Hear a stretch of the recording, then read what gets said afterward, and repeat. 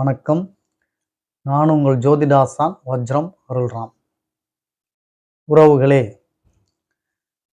சனி பகவான் கும்பராசியிலிருந்து மீன ராசிக்கு இடம்பெயர்ந்து மீனராசியில் அமர்ந்து 12 ராசிகளுக்கும் பலன்களை கொடுத்து கொண்டிருக்கிறார்.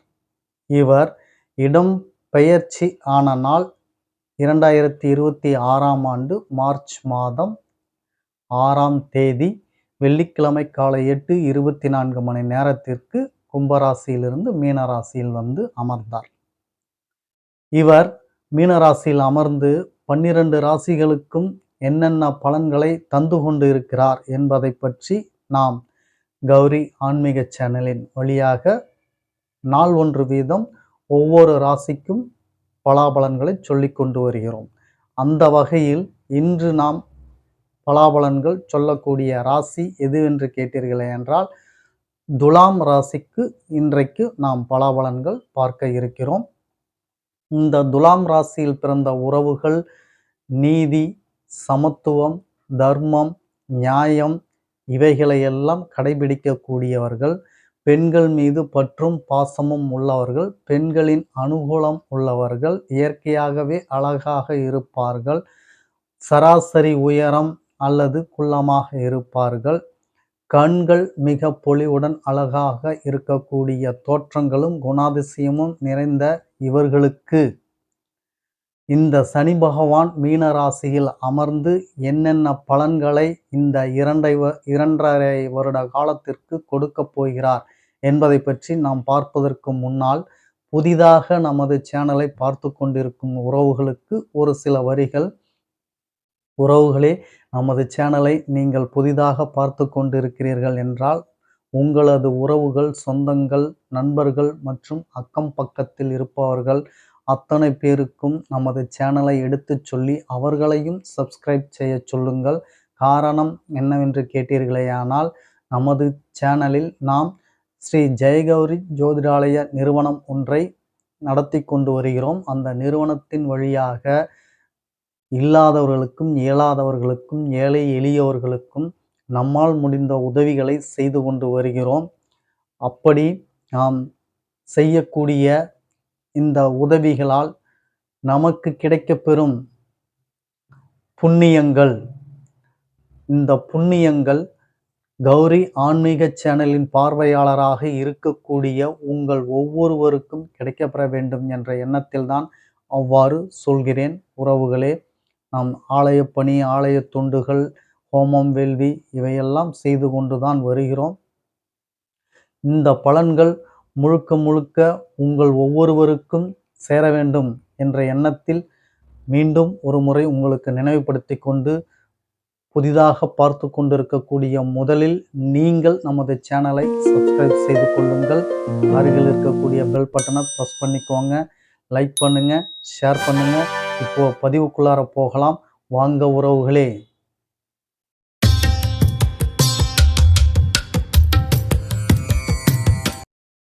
உறவுகளே, துலாம் ராசிக்கு உண்டான பலாபலன்கள் சனி பகவான் என்னென்ன தரப்போகிறார், அசுப பலன்களை தருகிறாரா, சுப பலன்களை தருகிறாரா என்று நீங்கள் ஆவலுடன் இருப்பதை நமக்கு புரிகிறது. உங்கள் ராசிக்கு பலாபலன்கள் மிக தெளிவாக நாம் பார்த்து விடலாம். அதற்கு முன் நீங்கள் ஒன்றை புரிந்து கொள்ள வேண்டும். நாம் எப்பொழுதும் சொல்வதுதான், எந்த கிரகமும் தீய கிரகம் இல்லை, எந்த கிரகமும் நல்ல கிரகம் இல்லை. உங்களது லக்ன பிரகாரம் உங்கள் லக்னம் எதுவோ அந்த லக்னத்திற்கு எந்தெந்த கிரகங்கள் எல்லாம் சுப கிரகங்களாக இடம்பெறுகிறதோ அவர்கள் எல்லாம் உங்களுக்கு சுபத்தை தருவார்கள். எந்தெந்த கிரகங்கள் உங்களுக்கு அசுபத்தன்மை பெற்று அசுப பலன்களை தருகிறதோ அவர்கள் அசுப பலன்களை தான் தருவார்கள். இதுதான் சாஸ்திர நியதி. அதனால் பொது பலன்களில் நீங்கள் போட்டு குழப்பிக்கொள்ள வேண்டாம். இந்த சனி பகவான் கெட்டது தான் தருவார் என்று நீங்கள் நினைத்து கொண்டிருந்தால் அதை மாற்றிக்கொள்ளுங்கள். நியதி இப்படித்தான், சாஸ்திர நியதி இப்படித்தான். உங்களது லக்ன பிரகாரம்தான் கிரகங்களை நல்ல கிரகங்கள், தீய கிரகங்கள் என்று பிரிப்பதற்கு உங்களுக்கு பயன்படுகிறது. மற்றபடி எல்லா கிரகங்களும் உங்களுக்கு அவரவர்களுடைய கடமையை செய்து விடுவார்கள். சரி, உங்களுக்கு இந்த சனி பகவான் நீங்கள் என்ன லக்னத்தில் பிறந்தீர்களோ அந்த லக்னத்துக்கு சுபராக வந்துவிட்டால் இந்த பலன்கள் உங்களுக்கு பெரிதும் பாதிக்காது. ஒரு 40% பலன்கள் தான் உங்கள் பாதிக்கும். உங்களுக்கு அசுபராக வந்துவிட்டால் இந்த பலன்கள் அப்படியே உங்களுக்கு நடந்துவிடும். இதில் எந்த விதமான மாற்று கருத்தும் வேண்டாம். சரி உறவுகளே, உங்களுக்கு துலாம் ராசியில் பிறந்த நீங்கள் உங்கள் ராசிக்கு 3, 7, 10 இப்படி சனி பகவானுடைய பார்வைகள், இந்த பார்வைகள் படும் இடத்தை சனி பகவான் கெடுத்து விடுவார். அப்படி அவர் கெடுக்கக்கூடிய முதல் ஸ்தானம் உங்களுக்கு மனோ திடத்தையும் தைரியத்தையும் உங்களுக்கு கெடுத்து விடுகிறார். ஏதேனும் சிந்தனை அல்லது குழப்பம் அல்லது ஏதேனும் பயம் இப்படி உங்களுக்கு தருகிறார். வளர்ச்சியை குறைக்கிறார். முன்னேற்றத்தை தடுக்கிறார். சகோதரன் உங்களுக்கு தம்பி, பங்காளி வகைகளில் தம்பிகள் இருந்தாலும் உங்களுக்கு சண்டையை உண்டு பண்ணுகிறார், பகையை மூட்டுகிறார். உங்கள் உடன்பிறப்பாக இருந்தாலும் சரி, பங்காளி வழிகளாக இருந்தாலும் சரி, உங்களுக்கு தம்பி வகையில் விரோதியாக ஆகக்கூடிய சூழலை சனி பகவான் தருகிறார். ஆடை உடுத்துவது, உணவு உண்ணுவது இவைகளில் கவனம் தேவை. ஆடைகள் உங்களுக்கு பிடித்தது போல் அமையாது. அதேபோல் உணவு வேளைக்கு சரியான நேரத்திற்கு நீங்கள் உணவு அருந்த போக முடியாது. இவைகளையும் தடுக்கிறார் சனி பகவான். அடுத்து உங்களுக்கு வழக்கு, கேஸ், போலீஸ் ஸ்டேஷன் இப்படி நீங்கள் அலைந்து கொண்டிருந்தால் அதை மேலும் சிரமத்திற்கு உள்ளாக்குவார். வழக்கு தோல்வியுறச் செய்வார். போலீஸ் ஸ்டேஷன் கம்ப்ளைண்ட் இப்படி என்று போகிக்கொண்டு இருந்தீர்கள் என்றால் அது உங்களுக்கு பாதகமாக அமையக்கூடிய சூழலை ஏற்படுத்துகிறார். அது மட்டுமல்லாமல் புதிதாக நீங்கள் வழக்குகளிலோ போலீஸ் ஸ்டேஷன் இந்த மாதிரி கோர்ட்டு கேஸ் இப்படி போவதற்குண்டான வழியையும் சனி பகவான் செய்கிறார். சிலருக்கு கண்டங்களையும் தருகிறார். எதிர்பாராத விபத்துகள், எதிர்பாராத நிகழ்வுகள் இவைகளும் உங்களுக்கு நடக்கவிருக்கிறது. கவனம் தேவை. வாகனத்தில் செல்லும் போதோ, பயணத்தில் இருக்கும் பொழுதோ அலைபேசியை பயன்படுத்துவதை குறைத்து கொள்ளுங்கள். கவனத்துடன் வாகனத்தை இயக்குங்கள். கவனத்துடன் பயணம் செய்யுங்கள். உங்களுக்கு விபத்துகள் தருவதற்குண்டான நிலையை சனி பகவான் இந்த 2.5 வருட காலத்தில் கொடுப்பதற்கு உள்ளார். எப்பொழுது எந்த நேரத்தில் கொடுப்பார் என்று அது அவரவர்கள் ஜாதகத்தை பார்த்தால் அவரவர்களுக்கு தசா புத்தி செயல்படும் விதத்தில் அது அமையும். அடுத்தது விரயச் செலவுகள், நாள்பட்ட நோய்கள், நிம்மதி இல்லாமல் போவது, தூக்கம் இல்லாமல் போவது, தவிப்பு இவைகளையும் உங்களுக்கு சனி பகவான் கொடுக்கிறார். நீங்கள் உங்களது நான் ஏற்கனவே சொன்னது போல் குழப்பம், சிந்தனை இவைகளிலிருந்து நீங்கள் தெளிவு பெறுங்கள். மன நிம்மதி உங்களுக்கு இருக்காது. உறக்கமும் இருக்காது. உறக்கம் தொலைத்து உங்களுக்கு நாளாகிவிட்டது என்று சொல்லக்கூடிய நிலையைத்தான் சனி பகவான் உங்களுக்கு கொடுக்க இருக்கிறார். நாள்பட்ட வியாதியில் வயதானவர்களே கவனம் தேவை.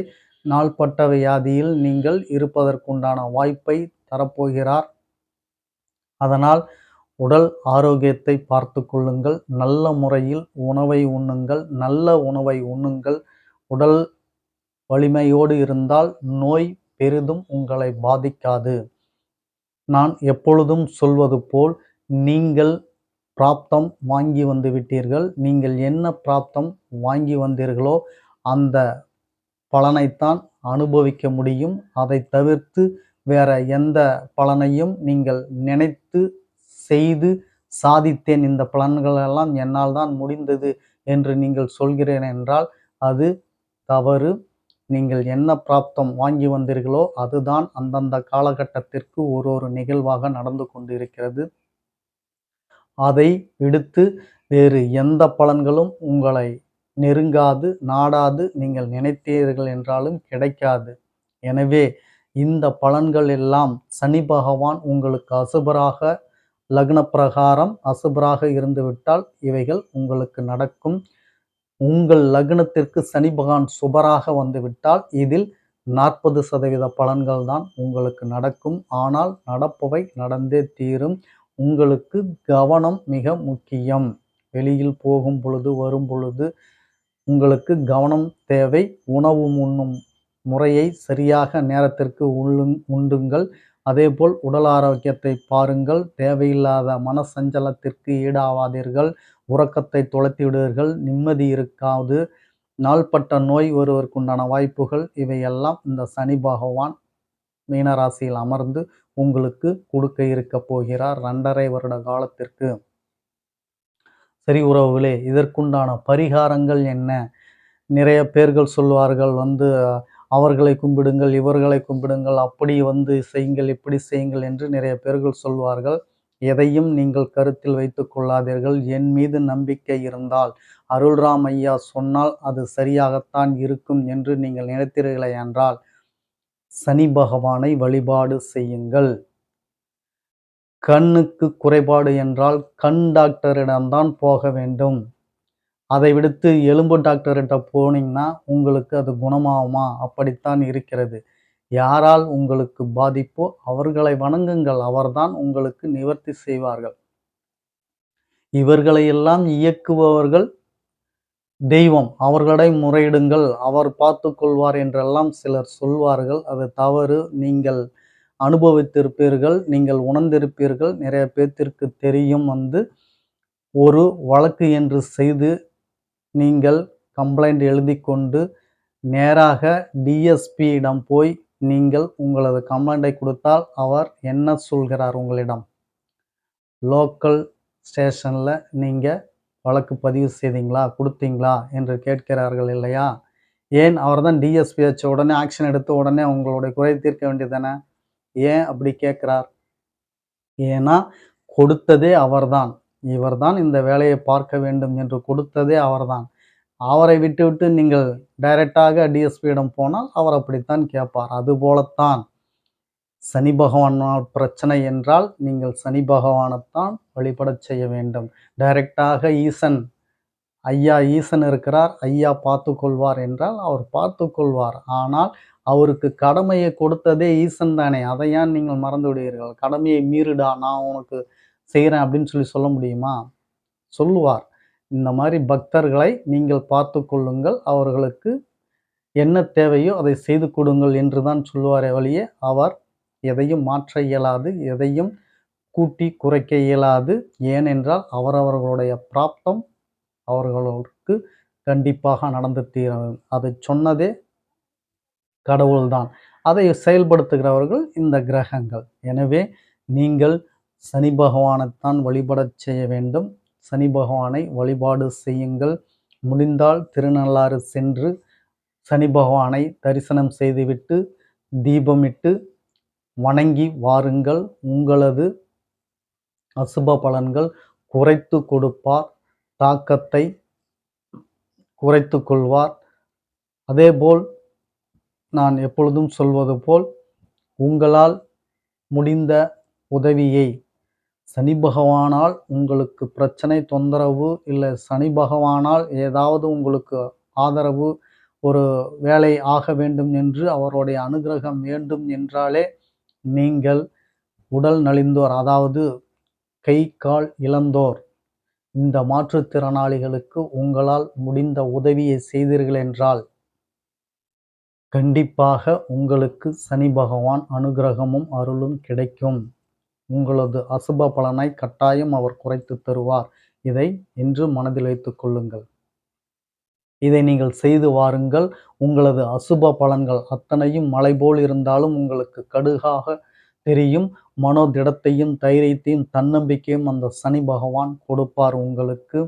மலை போல் வந்தது பனி போல் கரையும் என்று சொல்வது போல உங்களுக்கு நடந்துவிடும். இதில் எந்த மாற்று கருத்தும் வேண்டாம். இதற்கு மேல் எல்லாம் நான் வணங்கும் என் அப்பன் திருச்சிற்றம்பலம் அருள் உங்களுக்கு என்றும் இருக்கும் என்று சொல்லிக்கொண்டு, நாளை அடுத்த பதிவில் உங்களை சந்திக்கும் வரை உங்களுக்கு நன்றி, வணக்கம் சொல்லிக் கொள்கிறேன் உறவுகளே.